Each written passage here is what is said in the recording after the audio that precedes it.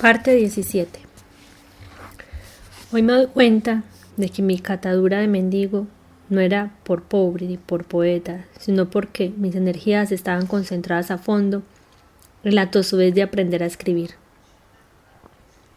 Tan pronto como vislumbré el buen camino, abandoné el rascacielos y me moví al apacible barrio del Prado, en el otro extremo urbano y social, a 2 cuadras de la casa de Meira del Mar y a 5 del hotel histórico donde los hijos de los ricos bailaban con sus amantes vírgenes después de la misa del domingo. O como dijo Germán, empecé a mejorar para mal. Vivía en la casa de las hermanas Ávila, Esther, Mayito y Toña, a quienes había conocido en Sucre, y estaban empeñadas desde hacía tiempo en redimirme de la perdición. En vez del cubículo de cartón donde perdí tantas escamas de nieto consentido, tenía entonces una alcoba propia, con baño privado y una ventana sobre el jardín, y las 3 comidas diarias por muy poco más que mi sueldo de carretero. Compré un pantalón y media docena de camisas tropicales con flores y pájaros pintados que por un tiempo me merecieron una fama secreta de maricón de buque. Amigos antiguos que no habían vuelto a cruzarse conmigo los encontraba entonces en cualquier parte. Descubrí con alborozo que citaban de memoria los despropósitos de La Jirafa. Eran fanáticos de Crónica, por lo que ellos llamaban su pundonor deportivo, y hasta leían mis cuentos sin acabar de entenderlos. Encontré a Ricardo González Ripoll, mi vecino dormitorio en el Liceo Nacional, que se había instalado en Barranquilla con su diploma de arquitecto y en menos de un año había resuelto la vida con un Chevrolet cola de pato, de edad incierta, donde lataba al amanecer hasta 8 pasajeros. Me recogía en casa a la prima noche, 3 veces por semana para irnos de parranda con nuevos amigos obsesionados por enderezar el país, unos con fórmulas de magia política y otros a trompadas con la policía. Cuando se enteró de estas novedades, mi madre me mandó un recado muy suyo. La plata llama plata. A los del grupo no les informé nada de la mudanza hasta una noche en que los encontré en la mesa del Café Happy y me agarré de la fórmula magistral de Lope de Vega. Y me ordené, por lo que convenía el ordenarme a la desorden mía. No recuerdo una rechifla igual ni en el estadio de fútbol. Germán apostó que no se me ocurriría ni una sola idea concebida fuera del rascacielos. Según Álvaro, no iba a sobrevivir a los retortijones de 3 comidas diarias y a sus obras. Alfonso, en contravía, protestó por el abuso de intervenir en mi vida privada y le echó tierra al asunto con una discusión sobre la urgencia de tomar decisiones radicales para el destino de Crónica. Pienso que en el fondo se sentían culpables de mi desorden, pero eran demasiado decentes para no agradecer mi decisión con un suspiro de alivio. Al contrario de lo que podía esperarse, mi salud y mi moral mejoraron. Leía menos por la estrechez de mi tiempo, pero le subí el tono a La Jirafa y me esforcé a seguir escribiendo La hojarasca en mi nuevo cuarto con la máquina rupestre que me prestó Alfonso Fuenmayor, y en los amaneceres que antes malgastaba con el mono guerra. En una tarde normal en la redacción del periódico podía escribir La Jirafa, un editorial, algunas de mis tantas informaciones sin firma, condensar un cuento policíaco y escribir las notas de última hora para el cierre de Crónica. Por fortuna, en vez de hacerse fácil con los días, la novela en proceso empezó a imponerme sus criterios propios contra los míos y tuve la candidez de entenderlos como síntoma de vientos propicios. Tan resueltos estaban mis ánimos que improvisé de emergencia mi cuento número 10. Alguien desordena estas rosas. Porque sufrió un infarto grave el comentarista político al que habíamos reservado 3 páginas de crónica para un artículo de última hora.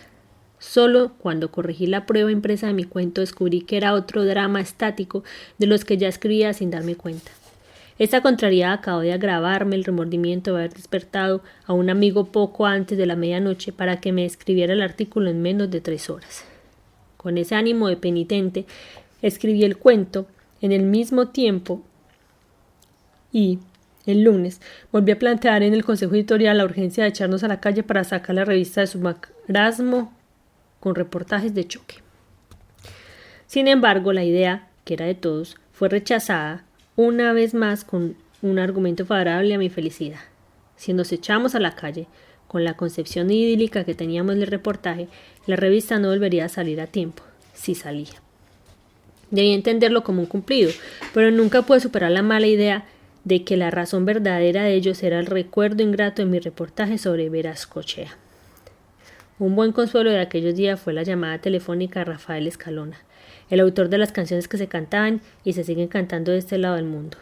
Barranquilla era un centro vital, por el paso frecuente de los juglares de acordeón que conocíamos en las fiestas de la Cataca y por su divulgación intensa en las emisoras de la costa caribe.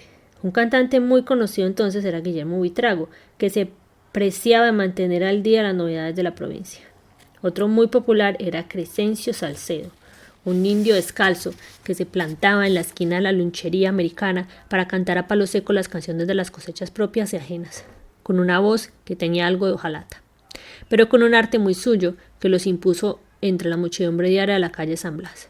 Buena parte de mi primera juventud la pasé plantado cerca de él, sin saludarlo siquiera, sin dejarme ver, hasta aprenderme de memoria su vasto repertorio de canciones de todos. La culminación de esta pasión llegó a su clímax una tarde de sopor en que el teléfono me interrumpió cuando escribía a la jirafa. Una voz igual a la de tantos conocidos de mi familia me saludó sin fórmulas previas. ¿Qué hubo, hermano? Soy Rafael Escalona. 5 minutos después nos encontramos en un reservado del Café Roma para entablar una amistad de toda la vida. Apenas si terminamos los saludos, porque empecé a exprimir a Escalona para que me cantara sus últimas canciones. Versos sueltos con una voz muy baja y bien medida que se acompañaba tamboreando con los dedos de la mesa. La poesía popular de nuestras tierras se paseaba con un vestido nuevo en cada estrofa. Te voy a dar un ramo de no me olvides para que me hagas lo que me dice, para que hagas lo que dice el significado. Cantaba. De mi parte, le mostré que sabía de memoria los mejores cantos de su tierra, tomados desde muy niño del río revuelto de la tradición oral. Pero lo que más le sorprendió fue que yo le hablaba de la provincia como si la conociera.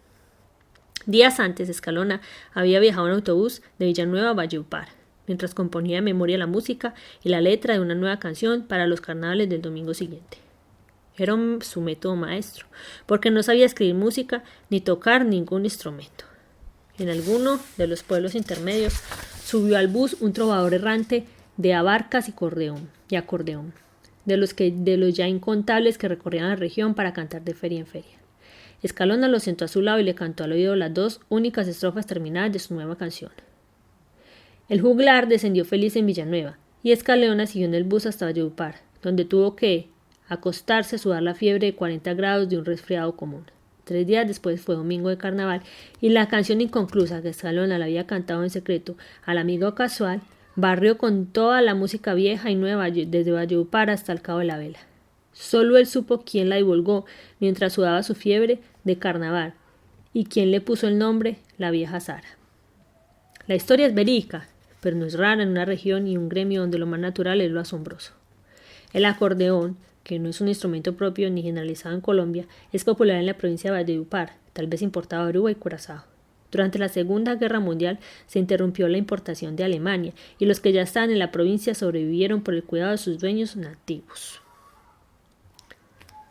Uno de ellos fue Leandro Díaz, un carpintero que no solo era un compositor genial y un maestro del acordeón, sino el único que supo repararlos mientras duró la guerra, a pesar de ser ciego de nacimiento. El modo de vida de sus juglares propios es cantar de pueblo en pueblo los hechos graciosos simples de la historia cotidiana de fiestas religiosas o paganas y muy sobre todo en el desmadre de los carnavales. El de Rafael Escalona era un caso distinto. Hijo del coronel Clemente Escalona, sobrino del célebre obispo Celedón y bachiller del Liceo de Santa Marta, que lleva su nombre. Empezó a componer desde muy niño para escándalo de la familia, que consideraba el cantar con acordeón como un oficio de menestrales. No solo era el único juglar graduado de bachiller, sino uno de los pocos que sabían leer y escribir en aquellos tiempos, y el hombre más altivo y enamoradizo que existió jamás. Pero no es ni será el último. Ahora los hay por cientos y cada vez más jóvenes. Bill Clinton lo entendió así en los días finales de su presidencia, cuando escuchó a un grupo de niños de la escuela primaria que viajaron desde la provincia a cantar para él en la Casa Blanca. Por aquellos días de buena fortuna me encontré por casualidad con Mercedes Barcha, la hija del boticario de Sucre, a la que le había propuesto matrimonio desde sus 13 años. y al contrario de las otras veces me aceptó por fin una invitación para bailar el domingo siguiente en el Hotel del Prado. Solo entonces supe que se había mudado a Barranquilla con su familia por la situación política cada vez más opresiva. Demetrio, su padre, era un liberal de Racamandaca, que no se amilanó con las primeras amenazas que le hicieron cuando se recrudeció la persecución y la ignominia social de los pasquines. Sin embargo, ante la presión de los suyos, remató las pocas cosas que le quedan en Sucre e instaló la farmacia en Barranquilla, en los límites del Hotel del Prado.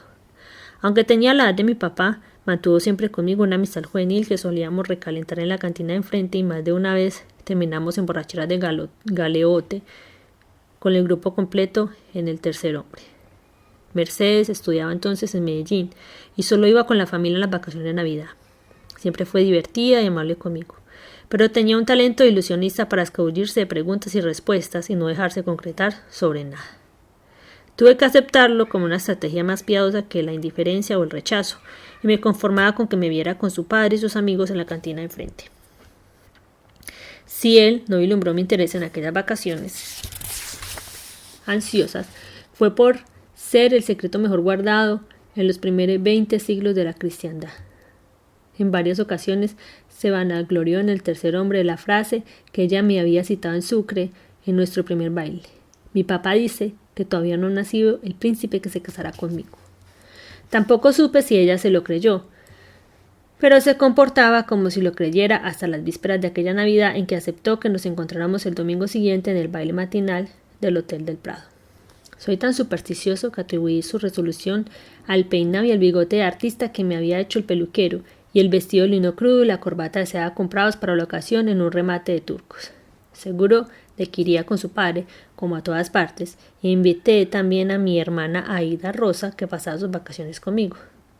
Pero Mercedes se presentó sola en alma, y valió con una naturalidad y tanta ironía que cualquier propuesta seria, iba a parecerle ridícula. Aquel día se inauguró la temporada inolvidable de mi compadre Pacho Galán, creador glorioso del merecumbé, que se bailó durante años y fue el origen de nuevos aires caribes todavía vivos. Ella bailaba muy bien la música de moda y aprovechaba su maestría para sortear con argucias mágicas las propuestas con que la acosaba. Me parece que su táctica era hacerme creer que no me tomaba en serio, pero con tanta habilidad que yo encontraba siempre un modo de seguir adelante. A las 12 en punto se asustó por la hora y me dejó plantado en la mitad de la pieza, pero no quiso que la acompañara ni a la puerta.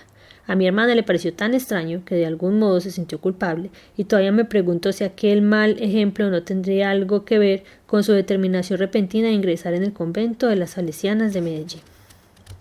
Mercedes y yo, desde aquel día terminamos por inventarnos un código personal con el cual nos entendíamos sin decir nada y aún sin vernos. Volví a tener noticias de ella al cabo de un mes, el 22 de enero del año siguiente, con un mensaje escueto que me dejó en el heraldo. Mataron a Cayetano. Para nosotros solo podía ser uno, Cayetano Gentile, nuestro amigo de Sucre, médico eminente, animador de bailes, enamorado de oficio.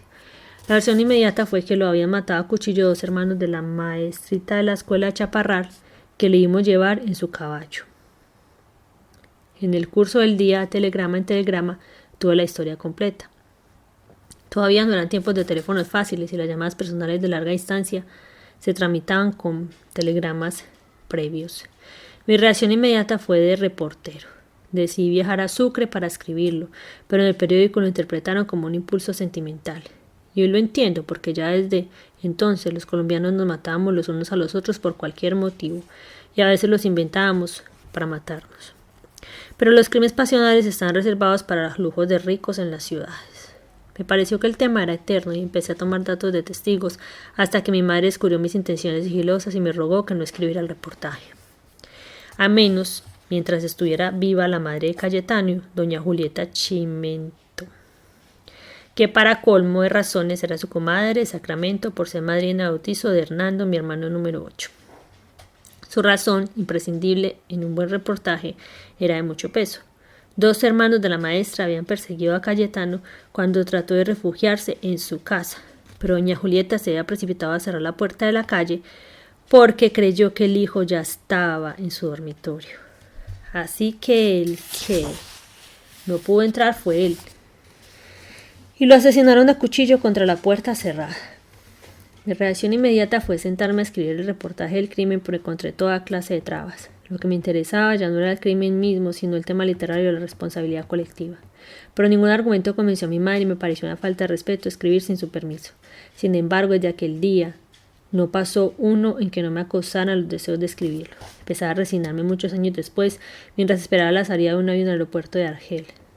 La puerta de la sala de primera clase se abrió de repente y entró un príncipe árabe con la túnica inmaculada de su alcurnia y en el puño una hembra espléndida de halcón peregrino, que en vez del capirote de cuero de la cetrería clásica llevaba uno de oro con incrustaciones de diamante.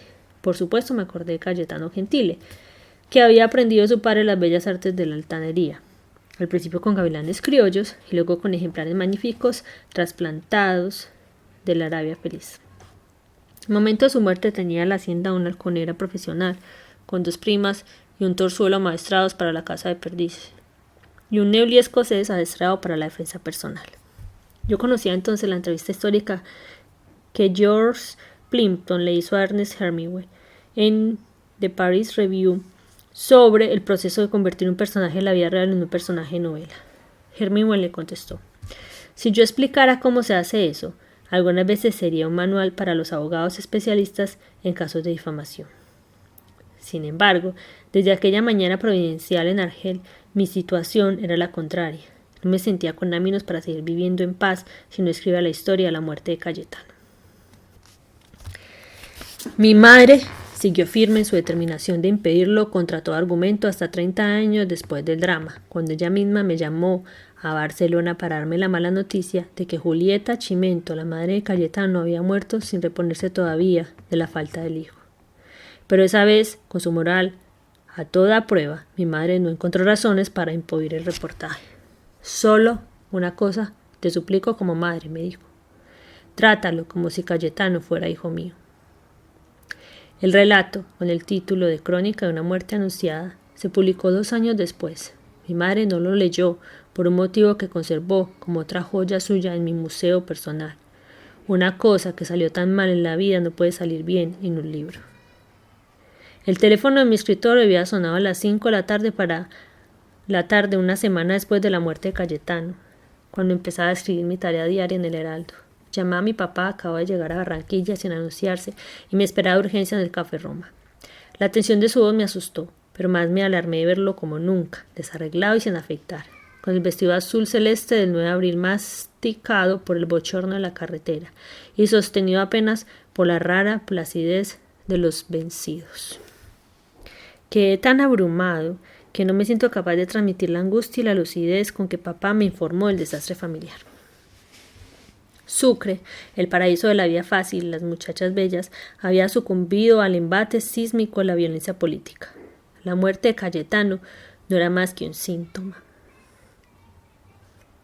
Tú no te das cuenta de lo que es aquí el infierno porque vives en este oasis de paz, me dijo, pero los que todavía estamos vivos allá es porque Dios nos conoce.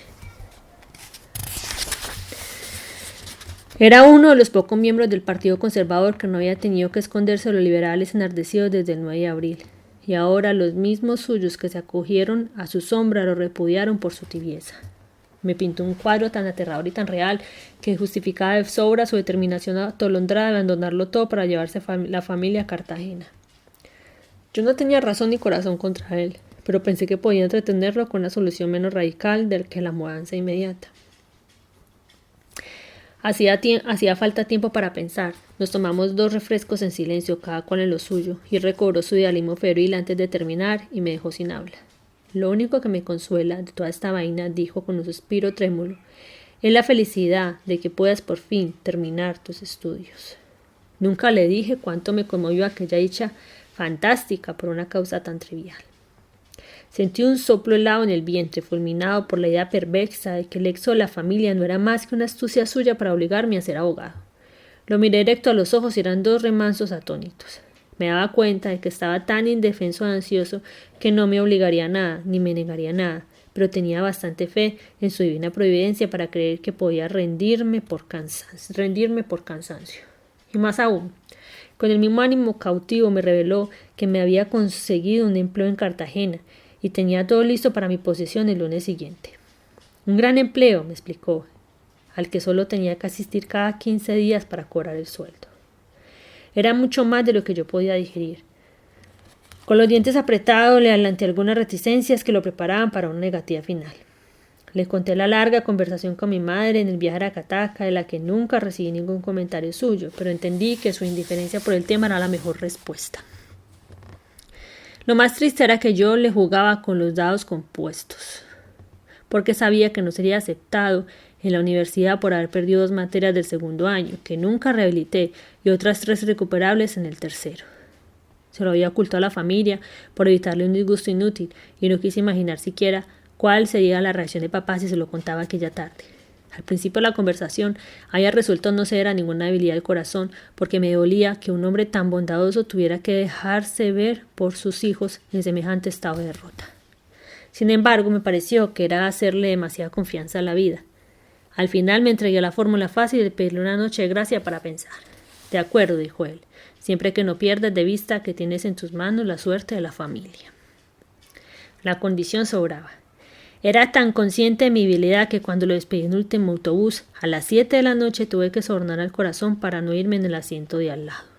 Para mí era claro que se había cerrado el ciclo y que la familia volvía a ser tan pobre que solo podía sobrevivir con el concurso de todos. No era una buena noche para decir nada. La policía había desalojado por la fuerza a varias familias de refugiados del interior que estaban acampados en el parque de San Nicolás huyendo de la violencia rural.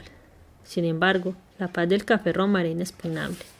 Los refugiados españoles me preguntaban siempre qué sabía de don Ramón Vinges, y siempre les decía en broma que sus cartas no llevaban noticias de España, sino preguntas ansiosas por las de Barranquilla.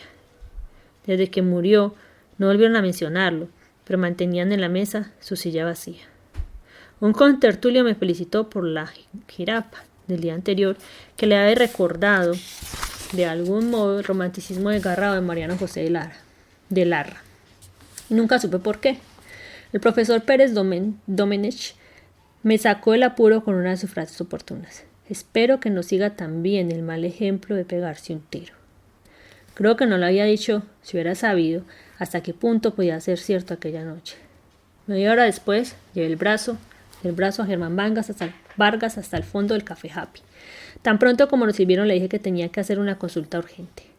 Él se quedó a mitad de camino con el pocillo que estaba a punto de probar, idéntico a don Ramón, y me preguntó alarmado, ¿para dónde se va?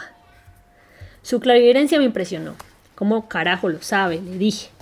No lo sabía, pero lo había previsto y pensaba que mi renuncia sería el final de Crónica y una responsabilidad grave que pesaría sobre mí por el resto de mi vida.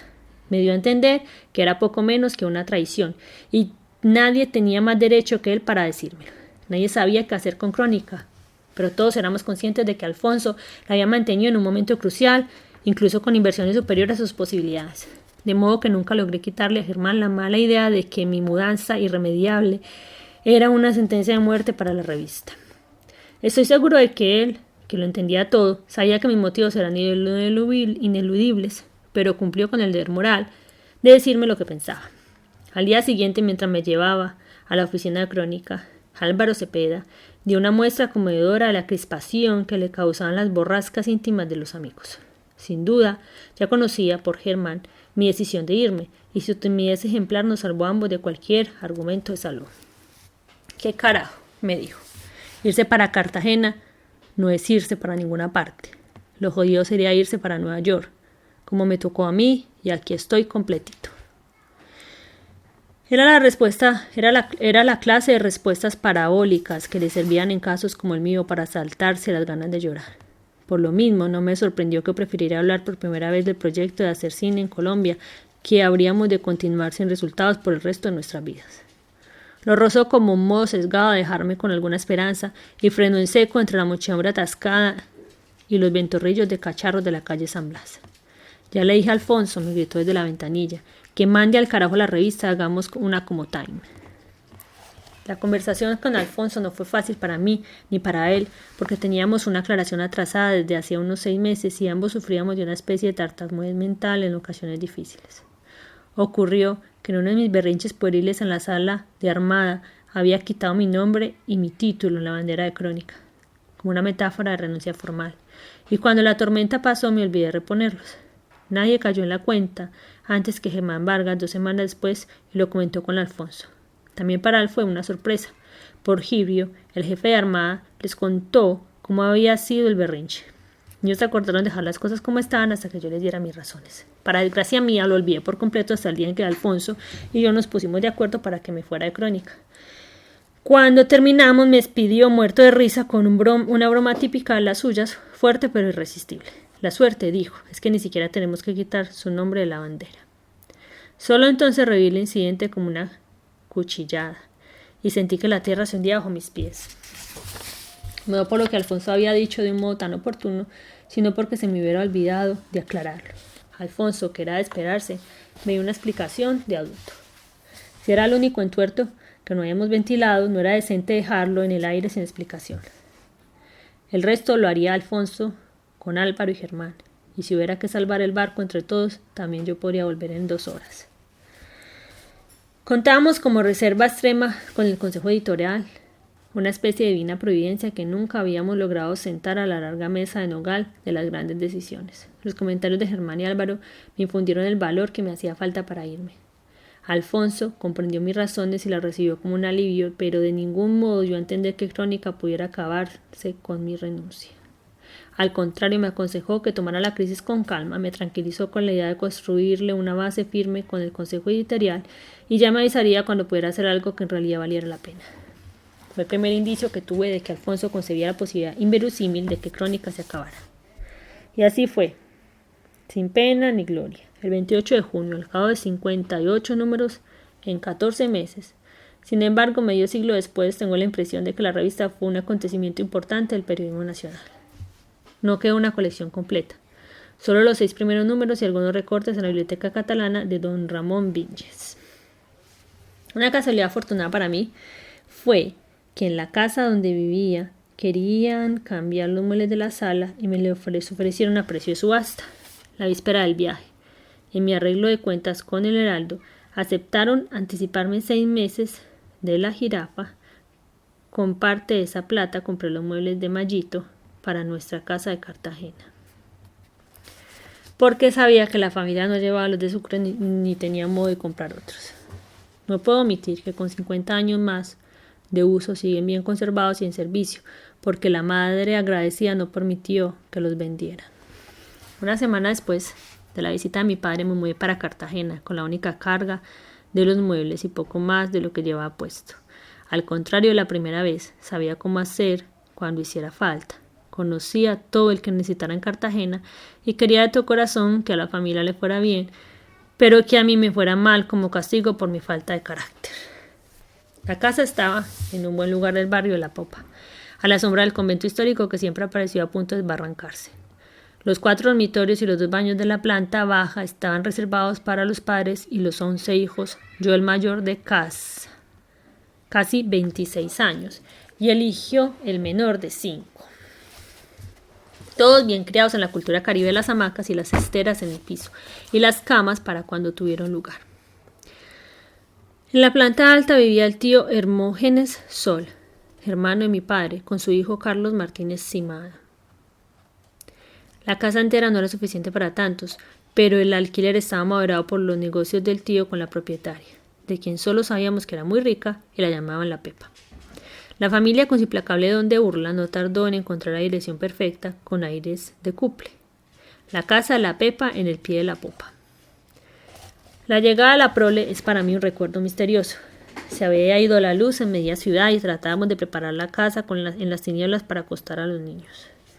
Con mis hermanos mayores nos reconocíamos por las voces, pero los menores habían cambiado tanto desde mi última visita que sus ojos enormes y tristes me espantaban a la luz de las velas.